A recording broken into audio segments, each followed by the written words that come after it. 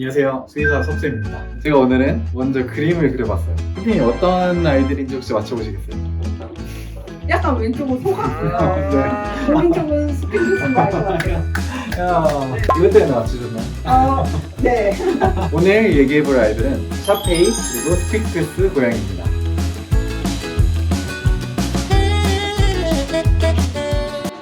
샤페이들은 피부가 접혀있는 게 특징입니다. 얼굴도 접혀있고 등 쪽 피부도 다 접혀있는 게 가장 큰 특징이고요. 주둥이가 굉장히 크고 귀가 이렇게 접혀있는 아이들이 많습니다. 보통은 단모종인데 장모인 경우도 있어요. 중대형견, 굉장히 덩치가 큰 편이고 특히 샤페이는 어렸을 때 훨씬 귀엽거든요. 아이들은 거의 쭈글쭈글하게 태어나게 되는데 자라나면서 서서히 주름이 펴지는 게 특징입니다. 스핑크스는 이렇게 날카롭게 생긴 귀가 특징이고요. 수염도 털이 안 나요.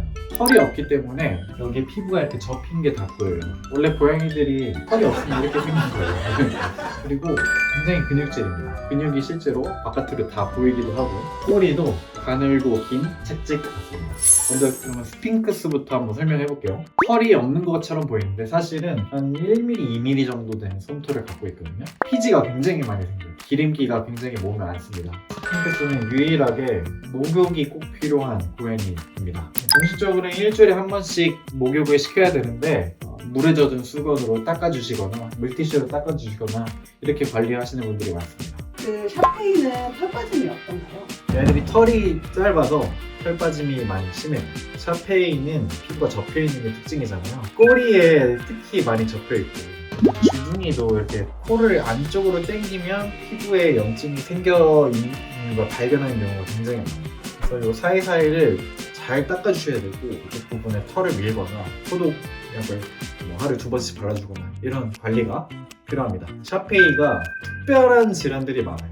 피부 점액증이라는 질환이 있는데 유신이 피부에 많이 쌓여서 그것 때문에 혹이 생기기도 하고 피부에 이제 진물 같은 게 생기거나 염증이 생기거나 보통은 내과적으로 관리를 합니다. 먹는 약으로 하는데 재발할 수 있어요. 아무 이유 없이. 가장 피부 관리를 받아야 되는 아이들이지 않을까 생각되고요.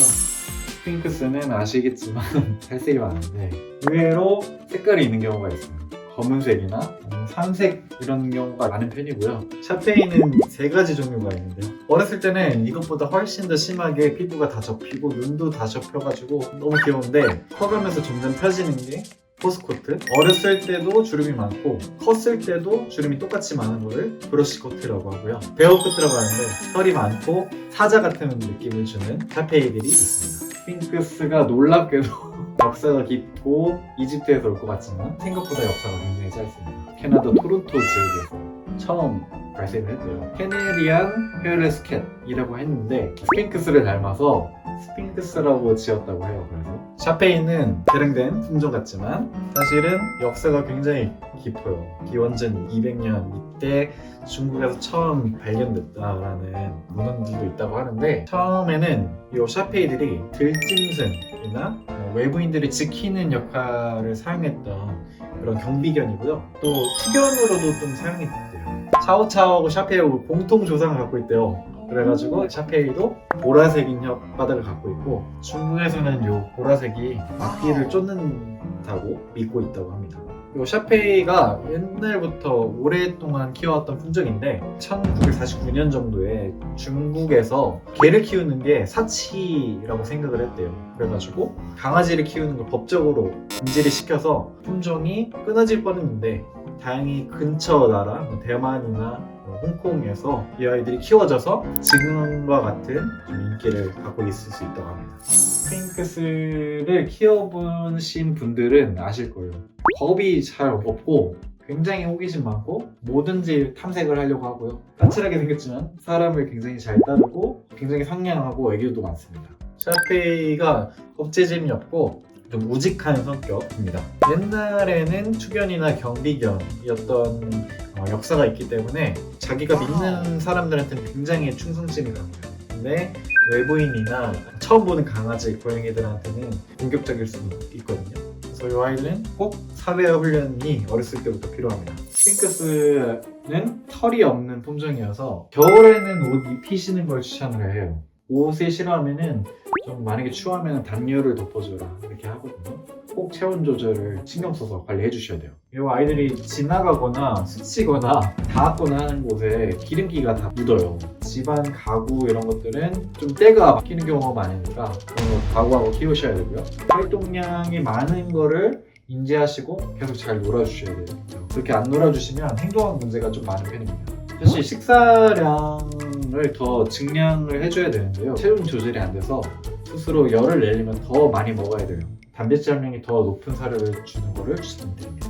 스핑크스들이 털이 없기 때문에 고양이 알러지가 있는 사람들이 키울 수 있다고 생각하는데 사실은 알러지는 아이들이 핥아서 생기는 단백질 때문에 만들어지는데 스핑크스는 그루밍을 스스로 하기 때문에 없을 수는 없습니다.